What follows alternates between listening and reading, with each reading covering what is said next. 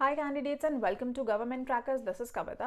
So as I'm getting lot many demands from the candidates कि FCAT की आप अपनी strategy share करिए. So I am here to share my strategy. I've cleared FCAT examination 6 times. I've been got recommended by FSB Varanasi, and my highest score in FCAT examination was 232 marks. So I am going to tell you here कि how I cleared this examination.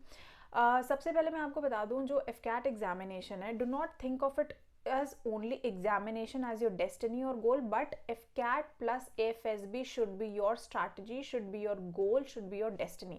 So usually हम target करते हैं examination की, but मैं आपको बताऊँ parallelly if you're starting at preparation at initial level, तो I will suggest कि दोनों को अगर आप parallelly लेके चलते हैं तो that will be good enough for you. ठीक है.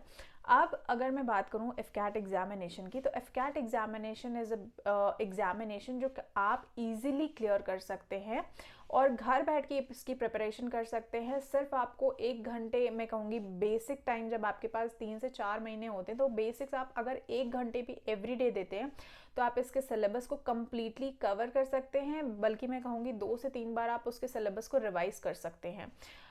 जब अपनी स्ट्रैटेजी आप बनाते हैं या जब अपना स्टडी प्लान आप बनाते हैं, मैं बस कहूँगी कि be limited to only limited resources, because limited resources से क्या होगा कि आप लिमिटेड रिसोर्सेज यूज़ करेंगे तो maximum number of time revision कर पाएंगे, और जितना ज़्यादा आप रिविजन कर पाएंगे उतनी आपको मेमोराइज रहेंगी चीज़ें, और जब मेमोराइज रहेंगी then only will be able to attempt the questions जो कि आपके मैक्सिमम करेक्ट होंगे और वहाँ पे इनकरेक्ट के चांसेस कम होंगे, which will reduce your negative marking. So किसी भी एग्जामिनेशन को आप देखेंगे क्लियर करने का यही अप्रोच होता है कि रिसोर्सेज, क्योंकि आज की डेट में इंटरनेट है हमारे पास, तो रिसोर्सेज हमारे पास बहुत हैं, but we need to restrict our self to limited quality material and उसके बाद उसमें हम मैक्सिमम रिविजन करें. So here in the upcoming process I am going to tell you each and everything about the AFSB interview. उसके हर subject का मैंने segregation करा है, not even questions but section wise मैंने उनके सेग्रीगेशंस कर रखे हैं. किस तरह से क्वेश्चंस पूछे जाते हैं, कितने मार्क्स के कौन से क्वेश्चंस आते हैं, क्या वेटेज होता है, ये सारी चीज़ें आपको इसमें इन डिटेल मैंने एक्सप्लेन करी हैं. साथ ही अगर आप FCAT के लिए मटेरियल देख रहे हैं, अगर आपके पास कोई आइडिया नहीं है, you are looking out for books, तो ऑलरेडी यहाँ पे आपको मटेरियल प्रोवाइडेड होगा, सारी चीज़ें आपको अवेलेबल मिलेंगी. Once you watch this strategy you will yourself feel the difference. अगर आपने पहले भी एग्जामिनेशन को अटेम्प्ट किया है and if you failed you've faced failures, तो I think after watching this strategy आप काफ़ी ज़्यादा क्लियर होंगे, आपको अपने में बिलीफ आएगा, and then you can rely on us definitely. And we have many students who have cleared their examinations in the previous examinations, and we have students who have cleared the complete process also, like FCAT plus AFSB, and they are joining the academy. Recently my brother also got recommended from Air Force and Navy, and he'll be joining the academy soon. So after having trained so many students and being after having got recommendations from the family, I feel that whatever information I can give you from that perspective and it could benefit you will be the best thing for me to tell you. So let's see the complete process, and thereafter I'll tell you the complete details about this. और आज मैं बताने वाली हूँ बहुत ही simple strategy. अगर आप सब आज से अपनी प्रिपरेशन स्टार्ट करते हैं, इसे शुरू करते हैं, फॉलो करते हैं, मैं कह रही हूँ सिर्फ 30 मिनट्स डेली अगर आप स्पेंड करेंगे, वो भी एक कैजुअल मैनर में, आप बहुत इजीली एग्जामिनेशन क्लियर कर सकते हैं. और FCAT तो एक ऐसा एग्जामिनेशन है जो बच्चे 1 से 1.5 महीने में क्लियर करते हैं, और अगर जहां आप 6-6 महीने प्रिपेयर करेंगे तो आई गारंटी यू हियर कि आप 200 प्लस मार्क्स तो आपके हाथ में है, 200 प्लस मार्क्स तो कहीं गए ही नहीं है. अच्छा, एक और ध्यान देने वाली बात ये, बिफोर आप अपनी प्रिपरेशन स्टार्ट करें, सबसे पहले यार डिसाइड कर लो, अगर करना है तो उसको अभी से करो, कैजुअल अप्रोच मत लेके चलो. उससे होता क्या है कि लास्ट मोमेंट पे आपको पता ही नहीं होता आपका एग्जामिनेशन क्लियर होता है नहीं क्लियर होता है. मान लीजिए गलती से अगर क्लियर हो जाता है, आपका लक हुआ, आपको AFSB इंटरव्यू की कॉल आ गई. अब AFSB इंटरव्यू में कॉल आ गई क्योंकि आप श्योर ही नहीं होते हो लास्ट मोमेंट तक कि आपका पेपर क्लियर होगा या नहीं होगा, उस चक्कर में हम चले जाते हैं AFSB देने और वहां से रिपीटर बनकर लौट आते हैं. भाई रिपीटर बनना बहुत बड़ी बात नहीं है, रिपीटर एक टैग मिल जाता है. सो बेस्ट ये होता है कि जब आप इतनी मेहनत करके जा रहे हो पेपर निकाल के, तो एएफएसबी में रिपीटर क्यों बन रहे हो? अगर इतनी मेहनत करनी है तो कम से कम रेकमेंड हो, क्वालिफाई करो, अच्छे से पूरा एक सेट मैनर में प्रिपेयर करो। और अगर रिपीटर ही बनते रहना है तो बहुत सारी डायरेक्ट एंट्रीज है, उनके थ्रू जाओ यार। इतनी मेहनत करके 6-6 महीने हम इतनी मेहनत करते हैं, पेपर क्लियर करते हैं, और बाद में एंड रिजल्ट आ जाता है कि पूरी 6 महीने की मेहनत पानी में चली जाती है, जब हम या तो स्क्रीन आउट हो जाते हैं या कॉन्फ्रेंस आउट हो जाते हैं। तो यार ये सारी चीजें मत करो। दिमाग में अगर डिसाइड कर लो कि हाँ अगर पेपर में दे रहा हूं तो फिर आगे की पूरे स्टेज तक मैं प्रिपरेशन करूंगा, बिल्कुल इसको उसी पैटर्न पे सेट करो जैसे यूपीएससी के लिए देखो कैंडिडेट्स प्रिपेयर करते हैं, प्री के लिए भी प्रिपेयर करते हैं, मेंस के लिए भी प्रिपेयर करते हैं, और इंटरव्यू के लिए। वो फुल फाइनल प्रिपरेशन होती है 1 साल की, आपकी 6 महीने की साइकिल है। पता है फरवरी में एग्जामिनेशन होना है और मार्च से आपके एफएसबी स्टार्ट होंगे। फुल फ्लैश तैयारी कर लो। लक को एक ही जगह छोड़ना है, कब? जब आप रेकमेंड हो जाओगे, फिर मेरिट जो आएगी वहां पे आप बोल सकते हो कि चलो ठीक है, नहीं हुआ तो लक की बात है। लेकिन उससे पहले आप ये नहीं बोल सकते। अगर उससे पहले कर रहे हो तो सच में अपने पैर पे कुल्हाड़ी मार रहे हो, क्योंकि रिपीटर बन के एफएसबी क्वालिफाई करना आप अपने लिए खुद एक बैरियर क्रिएट कर रहे हो। तो पहले डिसाइड कर लो कि क्या करना, क्यों? बिकॉज ये जो है स्ट्रैटेजी मेरी, ये बिल्कुल एंड तक है। मैं ये नहीं बोलूंगी कि पहले पेपर क्लियर करो उसके बाद इंटरव्यू में करना या नहीं करना। मैं चाहती हूँ मेरे बच्चे जो एग्जामिनेशन क्वालिफाई करें वो ना पेपर क्वालिफाई करें, बल्कि सिर्फ जाके पूरा का पूरा प्रोसेस, एफएसबी का भी प्रोसेस क्वालिफाई करके रेकमेंड होके दिखाएं। ठीक है, तो ये हमने करना है। चलो आगे बढ़ते हैं, अब इसको दिखाते हैं। ये सिंपल सी स्ट्रैटेजी मैंने बोला, चाहे आप वर्किंग हो, स्टूडेंट हो, रिपीटर हो, जो भी हो, 200 प्लस मार्क्स मैं श्योर करती हूँ, गारंटी करती हूँ, अगर इस तरीके से आपने पढ़ाई की तो, और इस नोट्स के साथ पढ़ाई की तो। ठीक है, पहला स्टेप है प्रीवियस ईयर पेपर्स का। यार प्रीवियस ईयर पेपर्स देखने का मतलब ये नहीं होता कि हम गए और हमने एंड मोमेंट पे जाके पेपर सॉल्व कर लिया और उसके बाद से कोई मतलब नहीं हमें कि चलो हमने लास्ट के 10 साल के पेपर मिल गए, चलो अब सॉल्व कर लिया, उसके बाद हो गया हमारा प्रीवियस ईयर।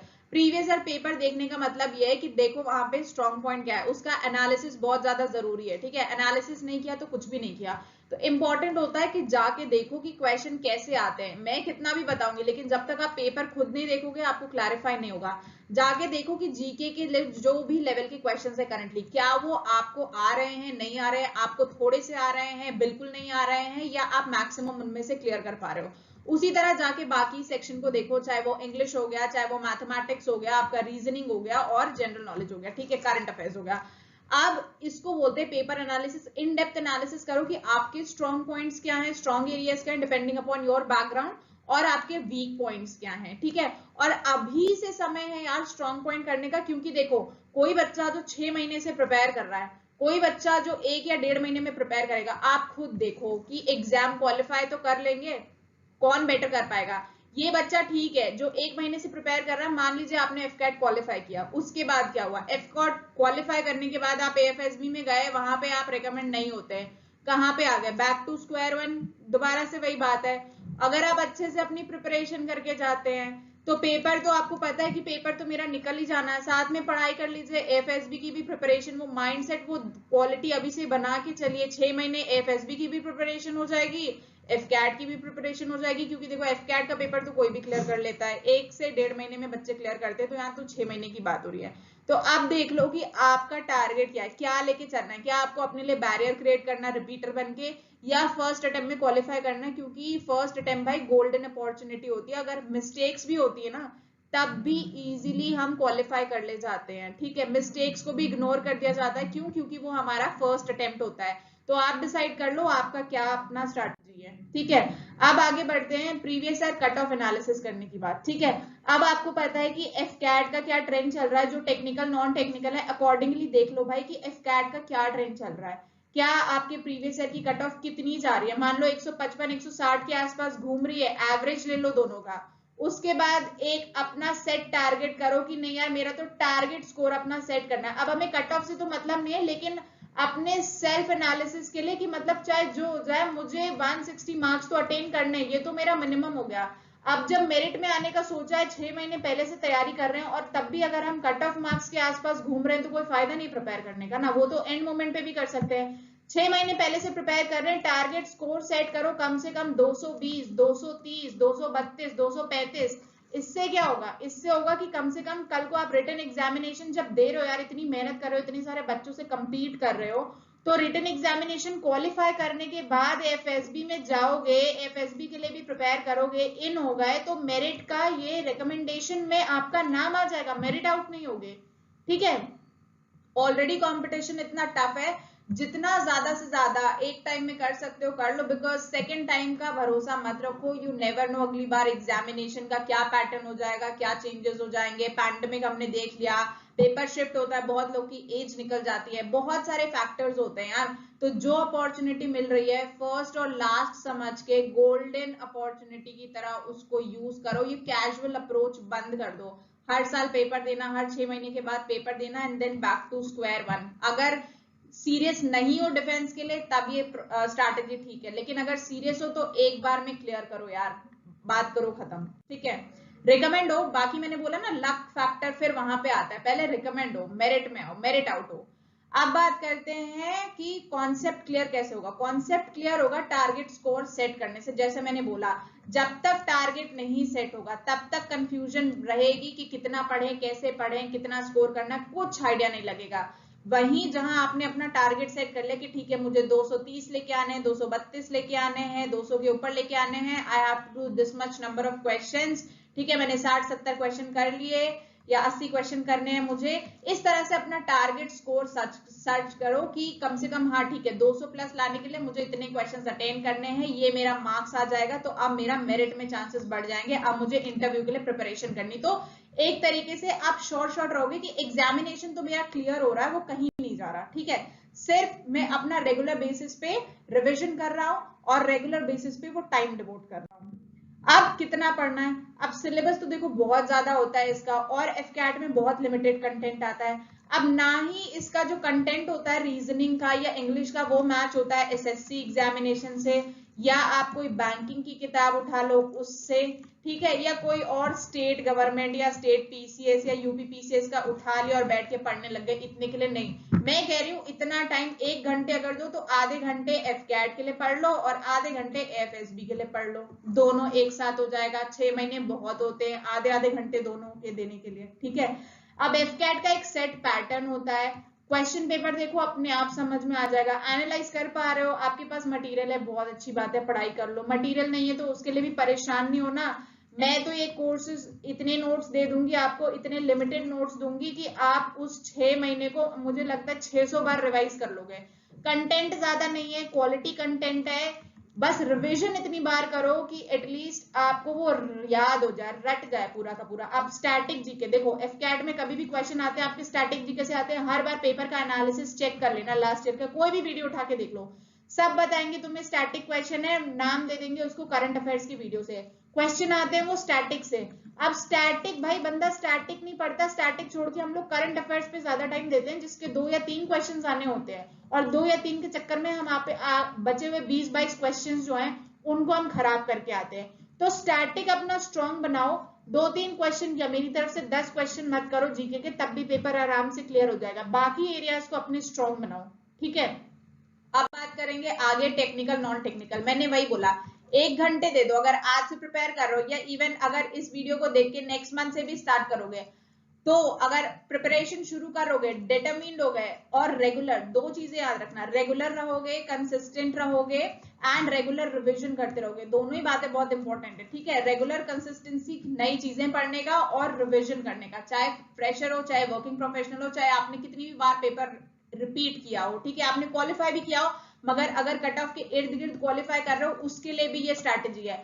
आज से आधे घंटे शुरू कर दो और यार मोटिवेट करो अपने आप को कि बार बार ये रिपीटर बनना बहुत हो गया, अब यार एक टारगेट स्कोर सेट करो। घर से भी जब जाते हैं पेरेंट्स के कितनी सारी उम्मीदें होती हैं, होप्स होती हैं, उनको क्वालिफाई करो, at least be recommended, so will be satisfied कि हाँ तुमने जो पिछले 6 महीने से प्रैक्टिस करी है, इतने लाखों बच्चों को बीट करा है, एटलीस्ट तुम रिकमेंड हुए हो। आगे की चीज छोड़ दो कि वो तुम्हारे हाथ में नहीं है, मेरिट तुम्हारे हाथ में नहीं है, ठीक है, लेकिन पहले उस लेवल तक तो आओ, प्रैक्टिस वहां तक तो करो।